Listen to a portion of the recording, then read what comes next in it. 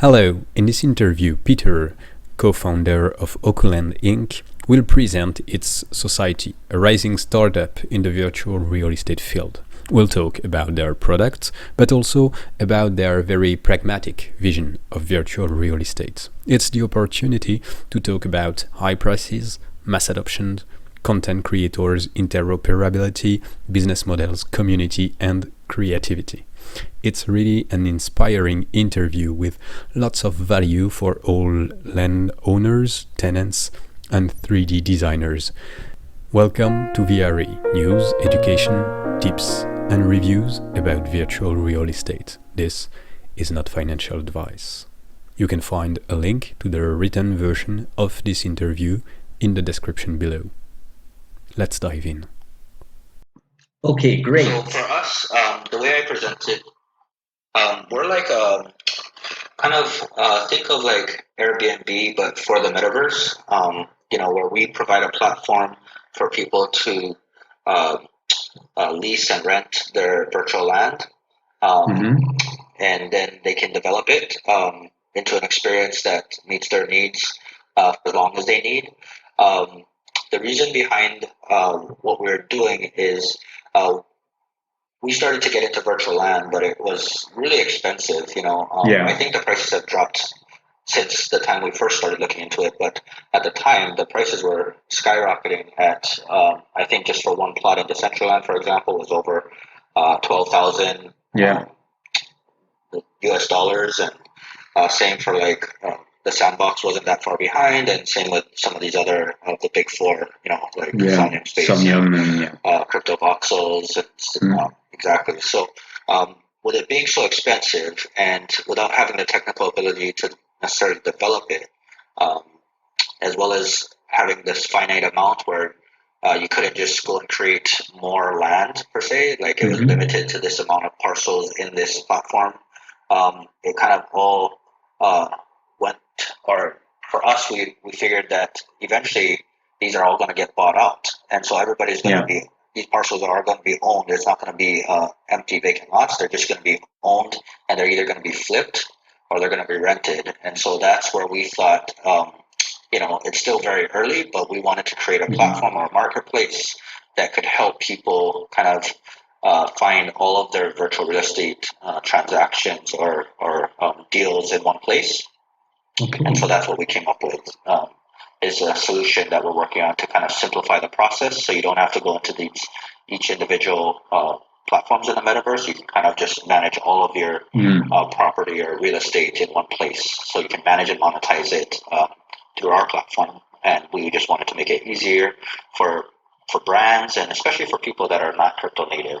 Yeah. So people that don't necessarily know what cryptocurrency is, what a token is, what a crypto wallet is. There's so many different layers and steps, which create this barrier to entry. And so one of our focuses is to make this marketplace so it's one, it's easy because it's all managed in one place, but two, trying to look at ways to lower that barrier to entry, and whatever it is we can do to help facilitate that, where we were even thinking certain things like rentals didn't necessarily have to be on chain. Okay. But obviously, when you buy and sell property, you would. So, but these little things to make it easier for those that maybe aren't crypto native is what we're looking to do, just to make it as easy as possible for someone that sees the opportunity, but doesn't have to learn everything all at once. Obviously, we recommend it. If you're going to get into space, you should. But we also want to try to simplify it for as many people as we can, so that we can create that or accelerate that mass adoption. Great. Yeah, that idea to simplify even for a non crypto native is really interesting. I'm thinking of in some years maybe small business owners just hearing that you can be at an event online, just like you have right now, of course, online events, and there will be a time where it will be on metaverse, and not everybody is able to attend. I think there was the Fashion Week, right? Not a long time ago in Decentraland. So those type of events could be, I think, those type of events could be really interesting for even small business owners or stuff. So it's really for landowners to have a place to manage all their lands. That's really great because right now I have a Excel sheet and that's that's everything I have. So good idea. I can testify. I can testify we're it's just a good trying to make idea. it more clean. Yeah, yeah. Thank you. Okay, so landowners and also people who want to rent, to discover, and to find opportunities. So some kind of Airbnb. I think I get that. Some kind of go-to place. It's like a mix between Airbnb. It's kind of also like almost like Craigslist too, or Upwork or Fiverr, Yeah. where basically we're bringing these landowners or tenants that. So, for example, you own the land, or you rent out the land to somebody. But either way, you have this empty parcel. You want to develop it, but you might not have the technical ability to create that structure or experience, or 3D building. So we're also making it possible for people like that to connect with some of the top architects or builders, and they can list their experiences on our land, and then people can easily go from either owning the land or renting it to adding an experience, and they can interchange at any time, and they can customize it with whoever the architect is. So that's another thing that we're doing to help make it easier for people to get land or acquire the land and then create those unique experiences without having to kind of go through Twitter or Discord or just private listings on their own. We want to kind of centralize it and grow that ecosystem, kind of that network effect between these three constituents. So you got the landowners, you got the tenants, and then you got the 3D architects and the builders or content creators. In 3 years for you, what would virtual real estate look like? That's an interesting question. It's interesting because, obviously Facebook or Meta has been working on this for a long time. So I'm sure within 3 years they're going to release their platform, and they'll be looking to dominate this space as well as some others. So, it's hard to say, but I think virtual real estate will continue to develop. I mean, it's so early in development, and the neat thing is we're starting to see more and more niche platforms that cater to different communities. And so I think that's the direction it's going to take. I don't necessarily think one is just going to crush them all, like we've seen in the past. I do think there's going to be multiple platforms that will cater to individuals' interests and different niche categories, and it will continue to see more and more development, and it'll just be kind of interesting to see how that develops over time. My thought in this is that the key to really create a metaverse is the ability for those communities and projects and games and metaverse to communicate with each other. Do you think it will be possible in 3 years? I don't. I like the thinking of it, but I really don't think so because, to be honest, the metaverse has been around since the early 90s, I think, and that's always been a topic of interoperability. So you got interoperability and then IP, intellectual property rights, and I always feel that it's been a challenge for all these years. Everybody's talked about it and wanted interoperability, but it's been a massive challenge because each individual platform builds to its own strengths that don't necessarily align with the other. And so I think for those reasons, there may be some form of interoperability, but I don't think it'll happen in 3 years. And I think it'll be, it won't just be like seamless where every metaverse will interoperate with the other. There may be certain overlaps, but not direct 100% interoperability with different components. I think it'll be maybe a few items or a few NFTs at best. Okay. So no interoperability. So what would you look like in 3 years for now? I think we're just going to continue to grow our marketplace and this ecosystem of these virtual real estate enthusiasts. And so over time, it's hard to say what's going to happen, but we hope to create this simplified marketplace for people to come and exchange their property, whether it's to browse, buy, sell, lease, or rent, and develop in the different platforms. You think that in 3 years, you mentioned the drop in prices in Decentraland in the Big Four, but it's still pretty expensive. Do you think in 3 years it will be more mainstream, more accessible for anyone like Airbnb right now? I do. I think right now there was a hype, and there was when Facebook changed their name to Meta, there was a huge explosion. But I do think that the name, the land value is gonna kind of have a bubble, and it will go down. I don't know if it'll necessarily go down to zero. I think there will be some value in it, because there still be that finite amount of plots or estates or parcels or whatever.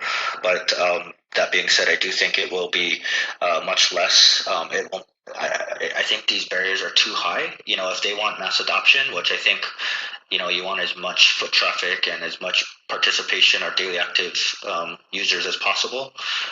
You cannot create this imbalance with these high expensive plots. There has to be a way to encourage more participation, and to do so, you have to make it available financially to as many as you can. So I don't think it'll be as highly priced as what the virtual lots are going for now. I think there'll be more platforms, so people and users will go to a platform that is within their budget, and they can find utility in the land in these new platforms that they might not be able to in some of these others that are just too priced out of their budget.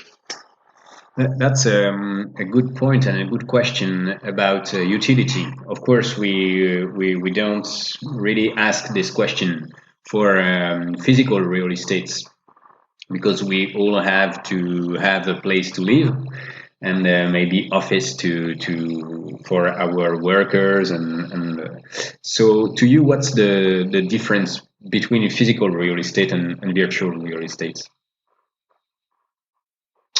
Well, I think the obvious difference is that physical, you're limited to that location, so you can only attract um, uh, foot traffic or activity from people that are physically in the area. Whereas the virtual real estate, you can, anybody that has internet connection basically can come to your plot or your parcel and interact and have that immersive experience. And so I do think that will provide a different value and experience for users that you kind of get with the physical real estate or virtual versus virtual. Yeah, it's the idea once again of a community. We talked about that, but maybe it's more the idea that you can reach a certain community wherever they are in the world, and maybe to create different niche. Yes. Maybe virtual real estate will really be a question of niche and addressing a very specific public that's able to go into such metaverse and then find you specifically. Yep, I definitely think there'll be certain cases or experiences and events that are better for physical, and then obviously others for virtual. So, but there's that kind of that in between place where there's some that could be done really well, both physical and virtual. And I think those are going to be the ones that will be interesting to see how they play out, and if that creates more utility and more value for virtual real estate, just because of the amount of reach that you can get with the virtual than you can with physical. You don't have to get on a plane. You don't have to, be physically at that conference or that event. You can just plug in from wherever you are and still get that same experience, even if it is, exclusive is the word I was trying to find. Yeah. So just having that exclusivity can be done really well in both physical and virtual, but the difference is virtual, you can attract people from all over, whereas you can have an exclusive event in the physical world, but it really is exclusive to those that are not only exclusive, with the membership or NFT or pass, but also for those that are physically there. So I think that's the biggest difference and advantage to virtual. Yeah, so the ultimate question will be if people really manage to create real events, real experience in taking advantage of this virtual space. And the other thing I might add too is that I think people that have their virtual identity, it doesn't necessarily reflect their real life identity. So I do think there will be some change where, the way you interact and associate your identity in real life may not be the same as how you project yourself in the metaverse. Okay. And so I do think that will also be a difference for some of these experiences and brands and people creating these events. They will attract people that they might not have attracted in physical real life events, but they will attract their these types of metaverse identities that where people are allowed to maybe be or explore areas that they're not typically comfortable with or being themselves in person, but definitely project themselves in the metaverse as such. So, just to end with this question on a more economical point of view, for you, what's a characteristic that makes a land interesting and appealing for a landlord or even for a tenant? To me, I think it's all about the utility. People talk about location, but that's more for physical real world. I think in the virtual world, it's really, you can teleport to anywhere. So as long as you have the coordinates or the link, you can get there. So, I don't necessarily think you have to be near a certain place to make that characteristic the best. I think the best thing is being able to create a unique experience that resonates with your users or your experience and your activities. So whatever you want, you're not bound by any of the physical architectural, limitations like you are in the real world. So I think that's the best characteristic is that you can be super creative and you're not limited to certain real life physical limitations. And so with that, I think that's the way the value where the value is for the virtual real estate is who can be the most creative, think out of the box, and create these experiences that are tailored for the metaverse and not trying to bring the real life into the metaverse. It really is a separate mindset and activity and experience. So those that can create that, I think will have the best characteristics for virtual real estate properties. Yeah, thank you for those words. That's a really wonderful way to end this. I love it, really. Thank you.